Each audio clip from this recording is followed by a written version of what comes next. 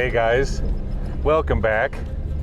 Well, I'd say the ThunderRidge Mine is turning out to be this summer's premier location now, hasn't it? Yeah, that thing is just absolutely incredible.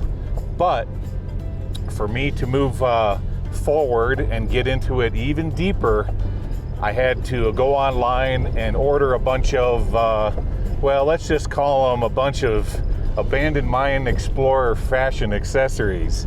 Yeah, so it's gonna take a few days for those items to roll in via Amazon, and once they do, we'll jump back into that mine and see how much further we can get.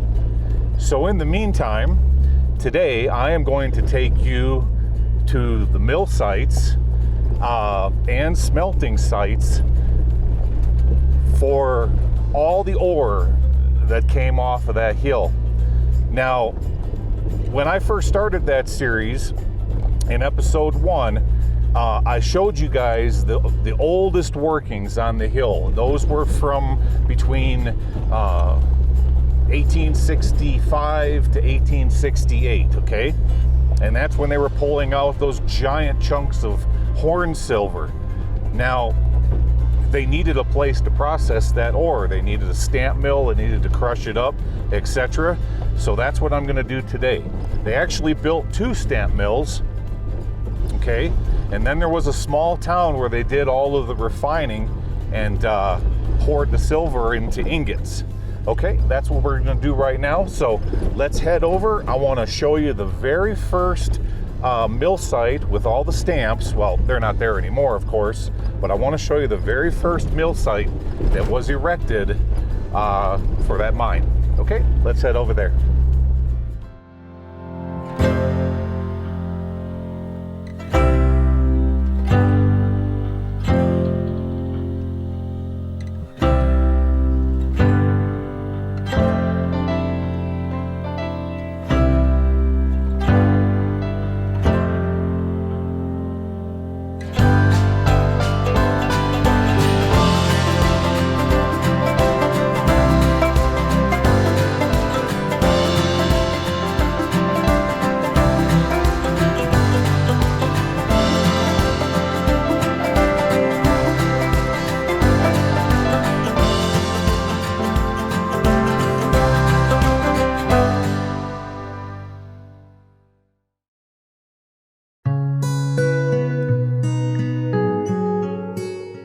The year is 1865.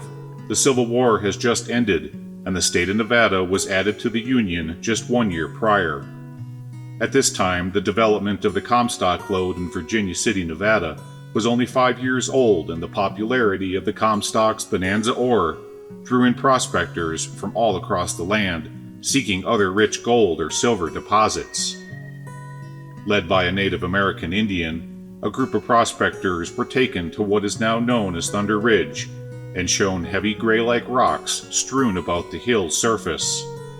Further analysis concluded that these rocks were saragorite float, contained in the scree of broken limestone throughout the area.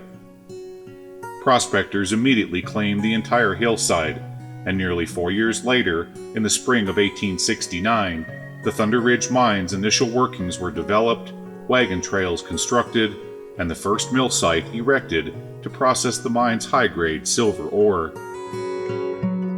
Stamp mills come in many sizes, depending on the operation, but the most common are the 5-stamp batteries, seen here in a group of 4, for a total of 20 stamps, or iron shods.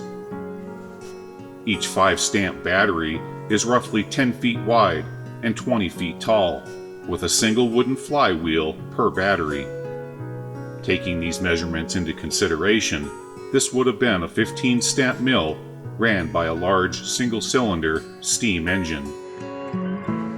Sourced from nearby limestone and sandstone quarries and chiseled flush, the rock walls and foundation of this mill were stacked precisely like giant puzzle pieces until the proper height was obtained. A mill such as this would have taken the better part of a year to construct, maybe 2, but this mill was constructed in less than 6 months. As the mill was being constructed here in the foreground, the ThunderRidge Mine began to take shape high on the crest of the hill. The silver ore was temporarily stockpiled because a wagon trail still had to be constructed between the mill and the mine, rising over 1,400 feet in elevation. The waste rock pile seen here, nestled in the trees, is from the Silver Fortune Tunnel project, driven in the 1870s. It takes a fair amount of water to operate a mill site, and in this case the miners got lucky with a spring located nearby. The spring, nestled in a narrow canyon just northeast of the mill, produced enough water to operate the mill and provide enough drinking water for the workers and what would eventually be a small community of 170 residents. It's now October 1869, and with everything in place, the mill can now start processing ore from the ThunderRidge Mine high above. Day and night, the 15-stamp mill rang throughout the valley, accompanied by the thump-thump-thump of its steam-powered engine. Wagons and whips could be seen and heard rolling up and down the hillside, and men yelling and carrying on in the miners' camp below as the winter snows began to blow in.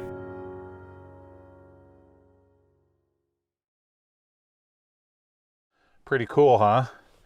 You know, what impresses me the most about this site is that those miners had to haul that ore 1,400 feet in elevation from this mill site all the way up to the mine, and they did it by horse-drawn wagon. Is that incredible? I mean, going up this switchbacky hill all the way up to the mine with an empty wagon is one thing, but can you imagine coming down the hill?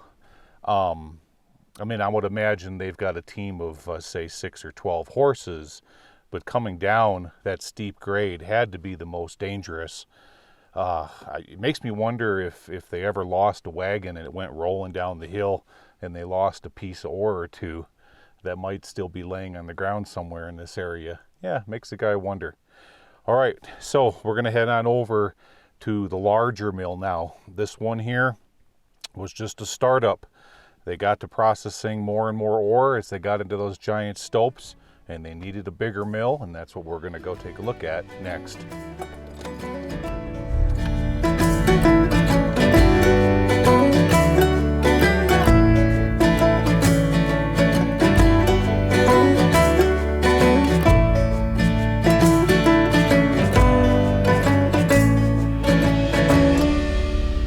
Okay, here we are.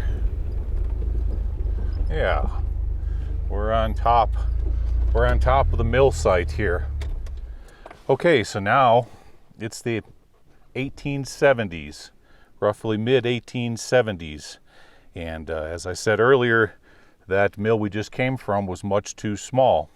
Now the towns of Overlook, Nevada, as well as Freedom, Nevada, that we're going to go to here in a little bit, are growing, which means that infrastructure is able to support a much larger mill. Now all of the ore that was crushed and refined here was sent over to Freedom, Nevada, okay? That's where all the smelters were. But let's take a look around this area first and go over some of the history, walkabouts the area, and see if I can't find something cool to point the camera at, okay? All right, let's check it out. Moving northeast along the valley floor, tan-colored tailings can be seen consisting of mostly crushed limestone, originating from brecciated ore and barite. The year is now 1870, and with ever large pockets of silver ore being discovered on the south flank of Thunder Ridge, an even larger mill site is under construction, far larger and far more expensive than the first. The first mill was constructed in less than 6 months at a cost of $75,000 period value, but this new mill, at a cost of $257,000, was delayed due to the construction of a $137,000 tramway to the top of the hill. When finally completed, the new mill began operations in May of 1871. This mill is 2 times larger than the first, containing a total of 6 5 stamp batteries for a total of 30 stamps. It was equipped with its own retort, melting furnaces, amalgamating pans, settlers, agitators, and a 50-ton kiln. Most of the ore was smelted on site, but some was contracted out and sent to Freedom, Nevada for further processing.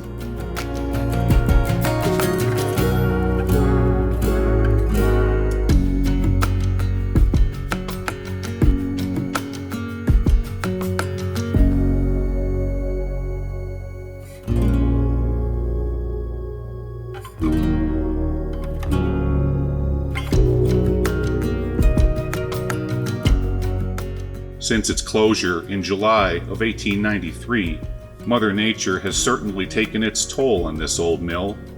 129 years of heavy snow and thunderstorms have contributed mostly to the demise of its walls and foundations, and some of its bricks from the kilns were hauled off and used in the construction of nearby settlements. Settling tanks can still be seen in the area, with their wooden slats and rusted iron bands still holding them together. These tanks help settle out silt from the main settling pond, so that semi-clean water could be pumped back to the mill and recirculated.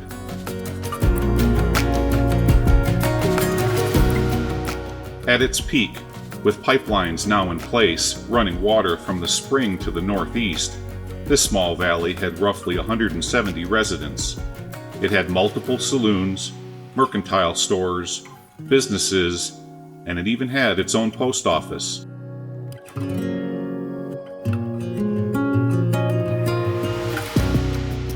Despite its success, disaster struck the mill in August of 1872 and was completely destroyed by a suspicious fire. During reconstruction, ore was shipped via horse and wagon to Overlook, Nevada, for processing and smelting. The reconstruction took more than 120,000 bricks, and over 189,000 board feet of lumber was used. The newly reconstructed 30-stamp mill was started in November of 1873 and had 16 pans, 8 settlers, 4 retort furnaces, and a 56 by 16 foot dry kiln. Despite harsh winters and dry summers limiting the supply of water, the new mill ran for 12 years, but was eventually shut down in 1885 when mining throughout the area became sporadic.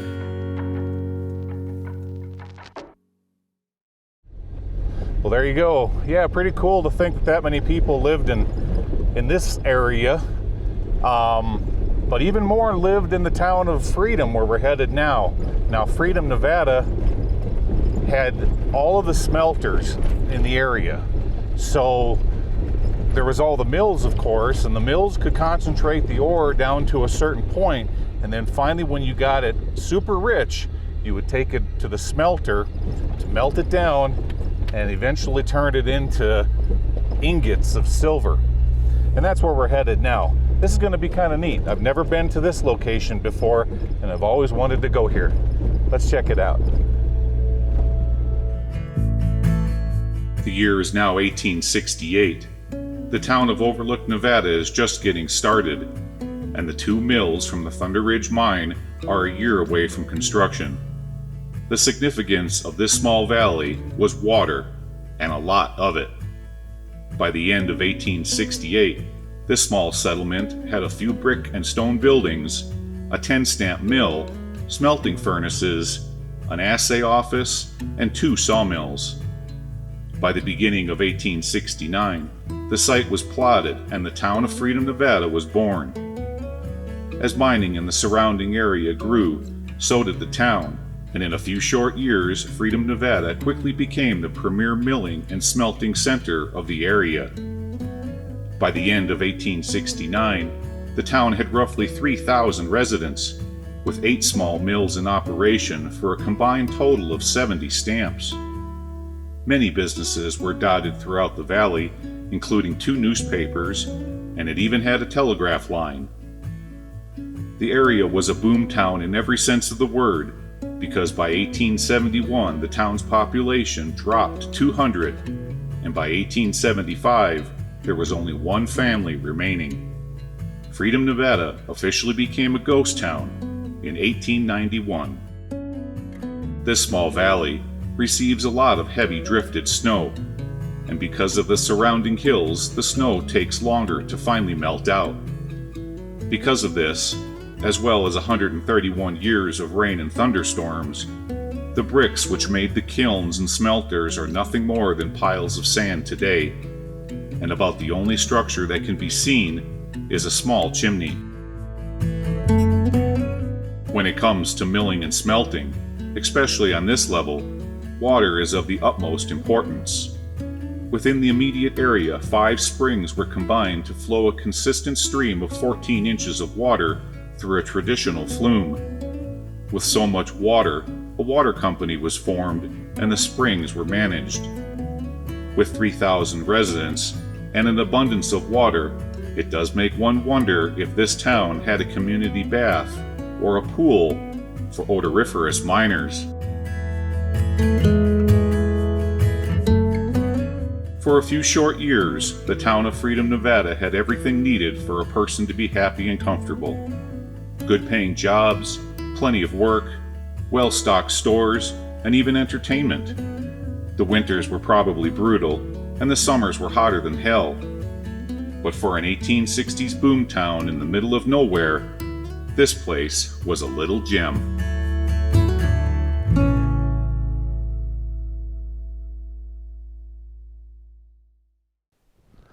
Well, that was fun. Yeah, I thought you guys might like that.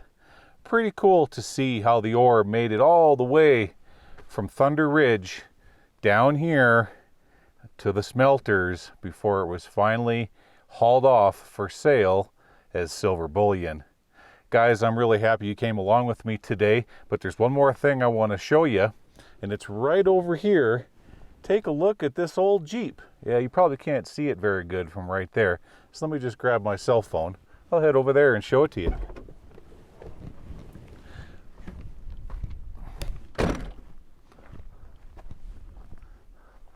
Look at that old Jeep. Yeah, old Bob's happy. He's getting to hang out with one of his cousins. Yeah, probably from 1960s. Wow.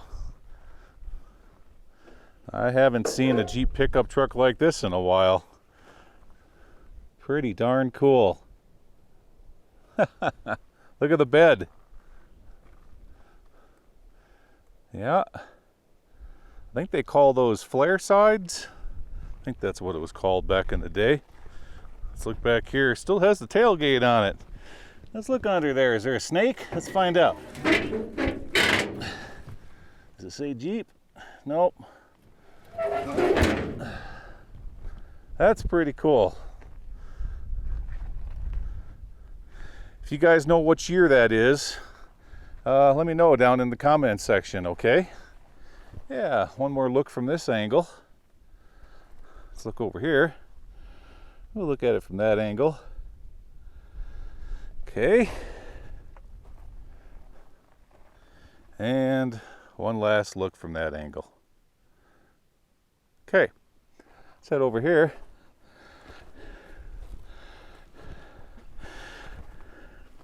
All right, guys, like I said, so glad you came along today. That was a lot of fun. There's a bunch of mines in this area. Since I'm here today, I'm going to recon a few of them and see if they're worthy for future episodes.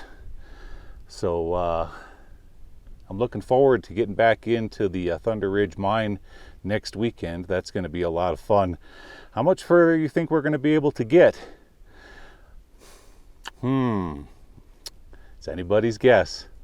Okay, guys, thanks for coming along, and I'll see you again for the final episode and super duper alley-ooper conclusion of the ThunderRidge Mine. See you next weekend. Bye-bye.